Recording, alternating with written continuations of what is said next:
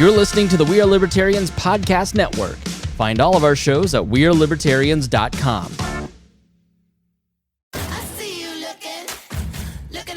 Hey loves, Haley Steinfeld here. Let's be real. When I'm on the red carpet, everyone wants to know whose dress I'm wearing. But here's the thing.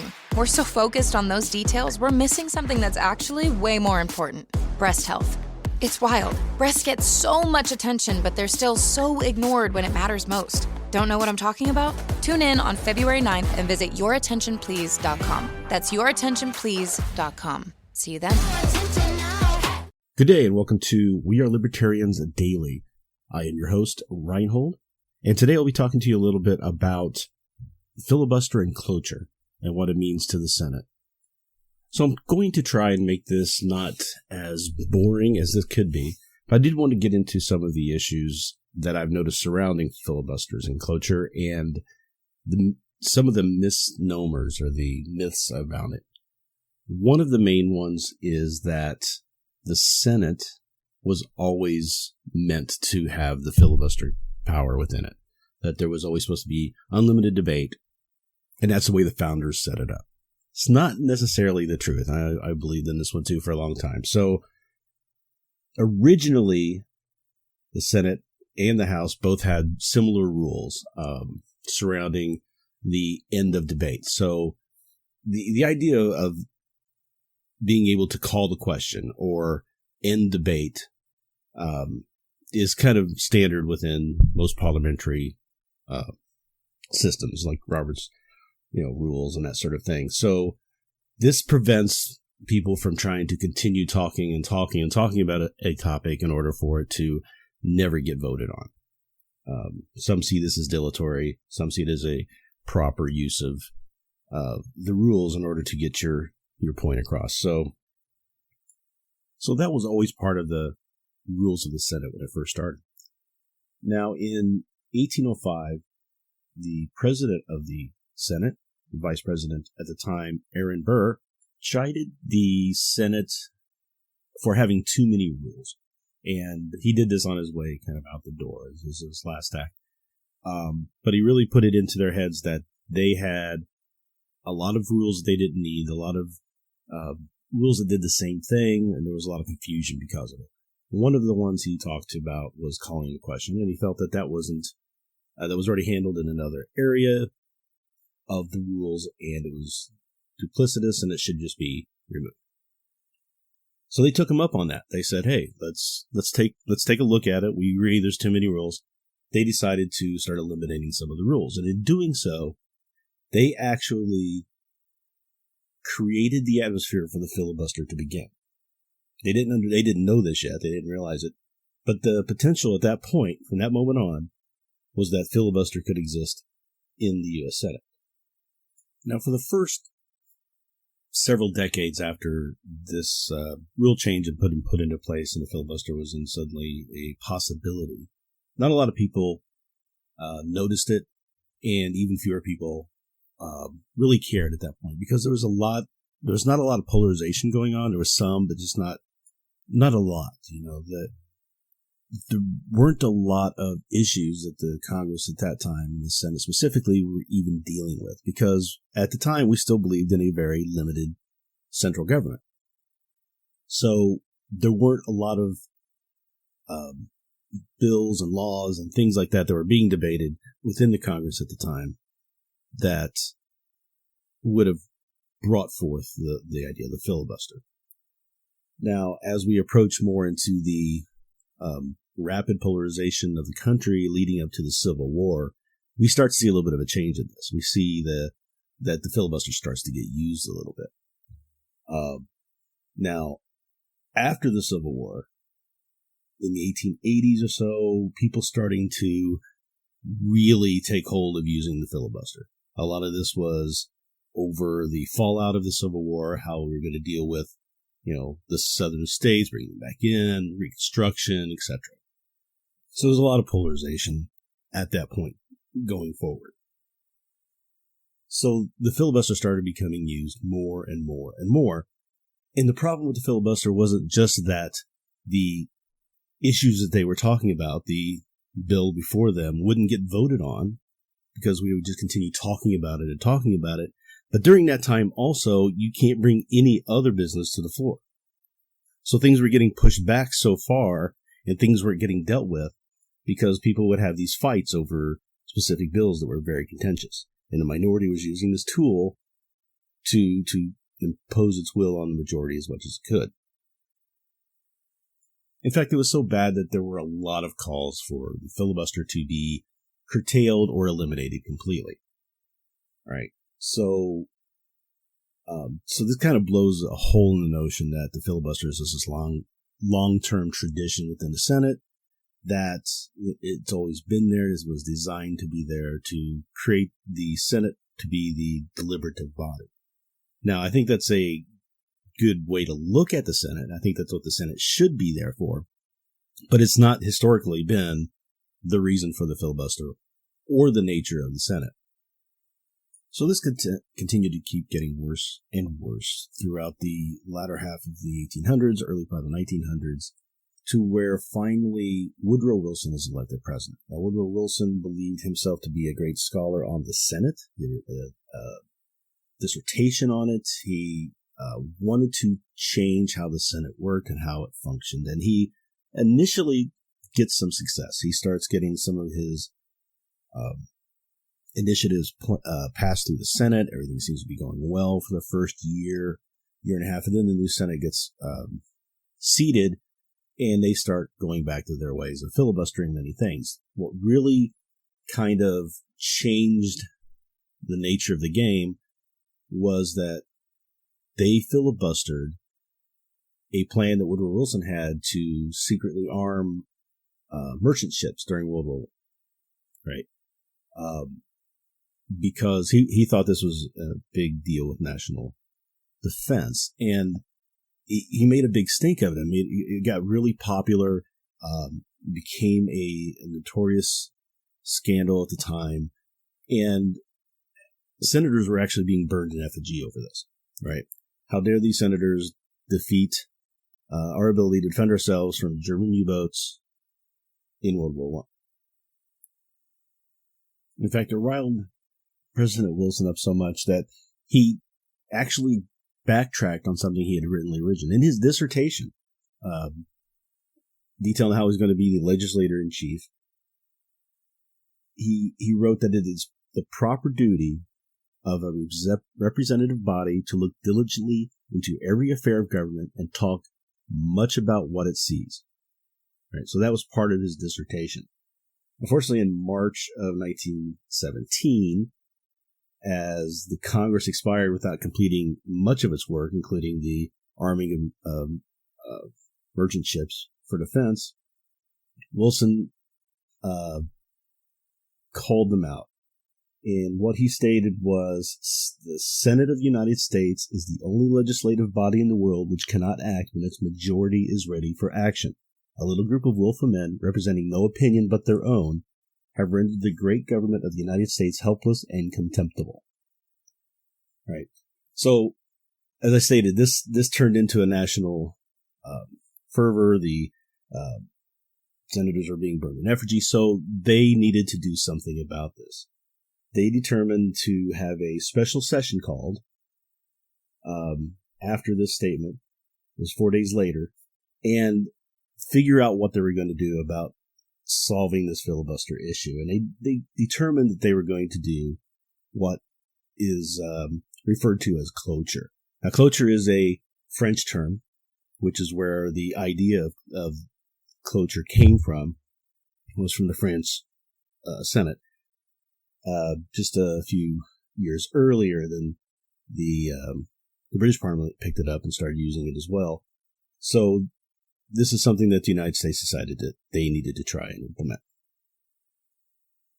Now, the big contending part of this was, what threshold were they going to use to invoke cloture? Was it going to be just a simple majority, or was it going to be some sort of supermajority?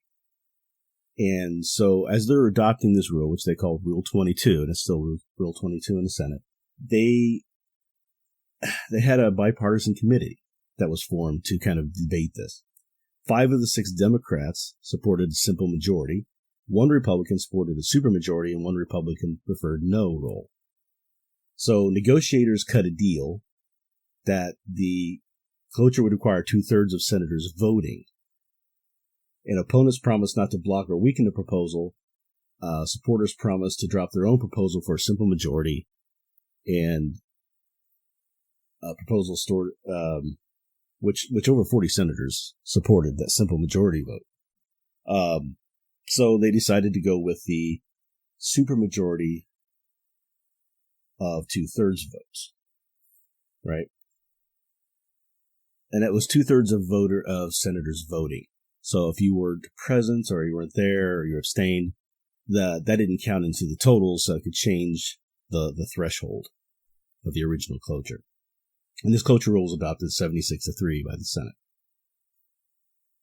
And so for the next 46 years, cloture was only called on filibusters 5 times.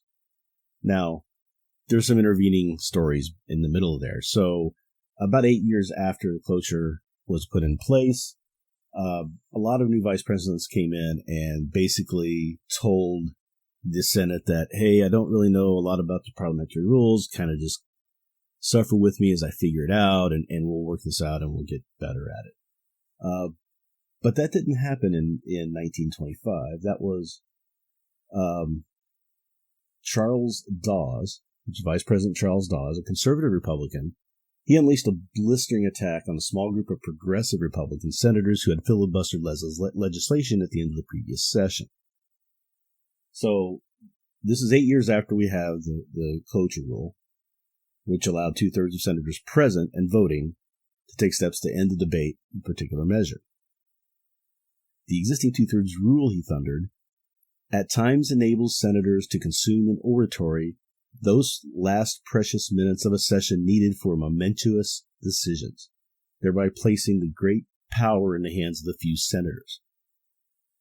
Unless Rule 22 were liberalized, he said, it would lessen the effectiveness, prestige, and dignity of the United States Senate. So this diatribe really kind of infuriated a lot of senators, right, who believed that the chamber's rules were none of the vice president's business. But out of this came a book written in June 1926 by Columbia University professor Lindsay Rogers. The book was titled The American Senate. Now, the purpose of this was to defend the Senate's tradition of virtually unlimited debate, except in times of dire national emergency. Now, Professor Rogers really did not agree with Vice President Dawes on his belief that the cloture rule needed to be more liberalized. And turned back down to a simple majority was really what he was trying to get at. He stated the undemocratic, usurping Senate is the indispensable check and balance in the American system, and only complete freedom of debate allows it to play this role. Now, this is where we see the idea of the Senate being the deliberative body comes from, this book. So this kind of changed the path that the senators were trying to force down, that we would have a simple majority, ending filibuster or ending debate. So they remained a supermajority. Now, there were some changes to this in the next few years. The first change being that it would no longer be 2/3 of senators voting. It would be 3/5 of the number of senators who are in the body, right? So it went from being something manipulated by how many people were actually voting, would change the number for it being whether it could be ended, that debate could be ended or not, to a more static number of how many people are seated in the body. If you don't have any open seats or anything like that. So that number would change if there were some open seats. But since we pretty much stayed static at 100 senators for quite a long time, that's number's been 60, and that's where the 60 number comes from now. Now, as you go back and look at the history of the number of cloture votes that are filed, voted on, and then passed throughout the history of the Senate, the numbers are very, very tiny. Just a few maybe here and there every year, leading all the way up to 1971. Now, the 1971-1972, the 92nd Congress, they made a change, right? So up until this point, when you filibustered, you were still stopping all other legislation from being discussed. Okay. And this could be used as a tactic to end, to kind of get the session over so other business couldn't come through. You would filibuster something sort of random, or something important, whichever, but it would block all business at that point until basically the Senate session ended and you were done and nothing got accomplished. So it wasn't used very often, because of that, because people didn't want to be the blocker of all the other work getting done. And more things are happening there. Then they changed the rules to state that if a filibuster is put in place, that it would be tabled until a cloture motion could end it, and they would take it as read and continue on with other business. Okay. Now, this still required that the filibuster be filed, that or be started and be in existence before this could happen. So it kind of allowed other things to continue to go on while the filibuster was taking place. It didn't just stop everything in the Senate. And this continued on for a number of years until, I don't know the exact date, and I haven't been able to track down the exact date yet. But it was somewhere in the late 90s, early 2000s, where the Senate leaders, the Democrats and Republicans, kind of got together and agreed, hey, this really isn't working. What we want to do is be able to just show our intent for a filibuster without actually going through the filibuster process. And what they decided was that if someone did that, if the minority decided they were going to filibuster, the majority would then take it as read that it happened. To say, as long as they have basically a little piece of paper that has the list of 41 senators on it that said that they would intend to filibuster and therefore not support a cloture vote, that whatever business that was attached to would just get tabled and not brought up. Right. So now you didn't have to go through any of the process of doing the filibuster to begin with and making sure that you had the people in place and everything there. It just became a silent filibuster. That's what it's kind of called now. It's the silent filibuster. All you have to do is say, I want a filibuster on this topic. It goes away. And they just continue on doing other things. So, of course, once you make it this easy to quote filibuster, which you're not actually filibustering, then the numbers skyrocket, from single digits to the 70s when it was now okay. Now we're in the 20s and 30s and cloture's actually being called on almost a dozen times, to the 90s where it's 60, 80, 85, 90. And of course we get the huge bump in between 2007, 2008, 2013, 2014, where we're seeing 139, 250. It just skyrockets so much because it's become such an easy tactic to use to stop what you don't want. It's become that the minority really has started to take control of the Senate much more than they really should have. I mean, when was the last time you remember seeing an actual filibuster taking place? It's a rare, unique thing to see someone standing up and trying to control Senate that long on a filibuster. Senator Rand Paul was like the most recent that I can think of when he was filibustering to bring attention to the droning issue. So the longest filibuster was during the Civil Rights Act. So there's not been historically a lot of real filibusters that take place. It's all these silent filibusters that are starting to basically turn the Senate into a purposely delibatory body to being run by the minority and everything needing a supermajority to pass, and it's just becoming ineffective at that point, right? So there's got to be a balance there, and I think that that they have kind of gone overboard by allowing these silent filibusters. I would like to see them get rid of the silent filibusters. I've always called for that to happen, that these silent filibusters should go away, and they should start forcing people to actually going through the process of filibustering, because they'll start to filibuster. People will get tired out after a few days. It's not going to last that long. You just wait them out, cancel it, and then move on from there. People will start getting frustrated. They're not getting their bills through. They'll start to vote for cloture. It'll take care of itself. But instead, we have this gentleman's agreement that has now created this untenable situation, which kind of leads us to the nuclear option now.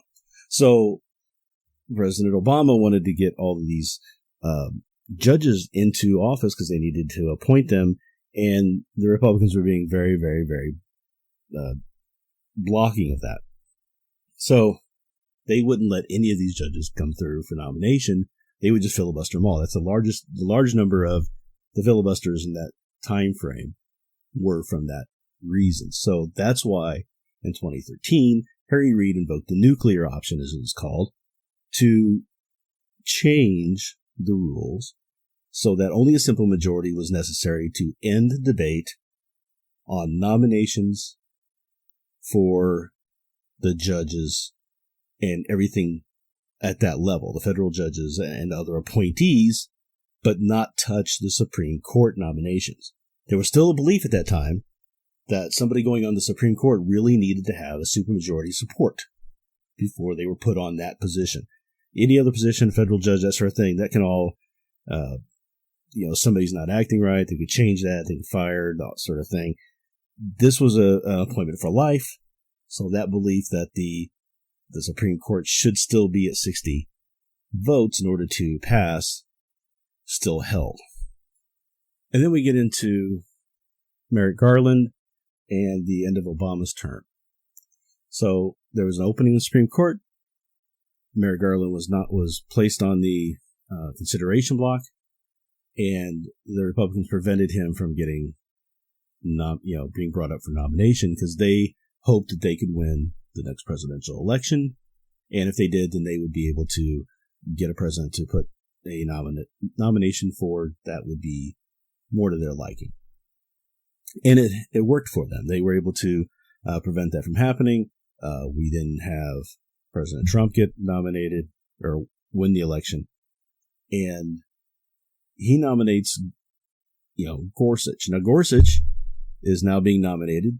The left is like, well, we just want to try to block this, but they were going to, by not allowing, they had enough votes to prevent cloture. So the Republicans changed the rule again, amended Rule 22 to allow that even Supreme Court justices would also be included in that simple majority vote for cloture. And because of that now, Supreme Court nominees like Gorsuch and recently Kavanaugh are able to get nominated with a simple majority vote. Okay. So that's kind of where we are at right now with the filibuster and cloture. And my take on it, as I said, was that we should be trying to make sure that the idea of the Senate being the deliberative body, I think, is still a good one, even though it's not the original design. It wasn't the original plan, as it were. But I still think it's a kind of good role for the Senate, be the slower, more deliberative body of Congress. As far as we get with the Supreme Court nominations, I agreed with the Supreme Court really should be a 60 vote threshold, in my opinion, to get into to get on the Supreme Court. That's just my opinion, because I believe that since that's a lifetime position, that really should have some sort of bipartisan support. No way you can really ensure that is the 60 vote requirement. But that's my opinion. Based off the history and everything you know now about the filibuster and cloture, what is your opinion? What do you think should be done going forward? Is this a tenable position for you, do you think? Personally, I don't. I think that what we have now in the Senate is untenable. and it turns it into just a mess of a body of legislatures. So I think that they should get rid of the silent filibuster, and I believe that they should take the rule amended that allowed for Supreme Court nominations to go to a 50 vote threshold instead of 60 to end the debate. Should be changed back to the way it was, but otherwise kind of want to leave everything else in place, as it were. I think if you get rid of those two things, I think a lot of the issues that we're seeing would start to kind of fall away. But maybe I'm wrong. Maybe there's another way of doing it. Maybe it should just be the simple calling the question and then get rid of the filibuster completely, because the House doesn't have it, right? So the House hasn't had a filibuster all these years, and it's still worked, as it were. So it's really more what you kind of have to come up with this idea of your own. So that's kind of it for me. That's this episode of WAL Daily. I hope you enjoyed listening, and we will be back soon with more episodes in the future. Thank you.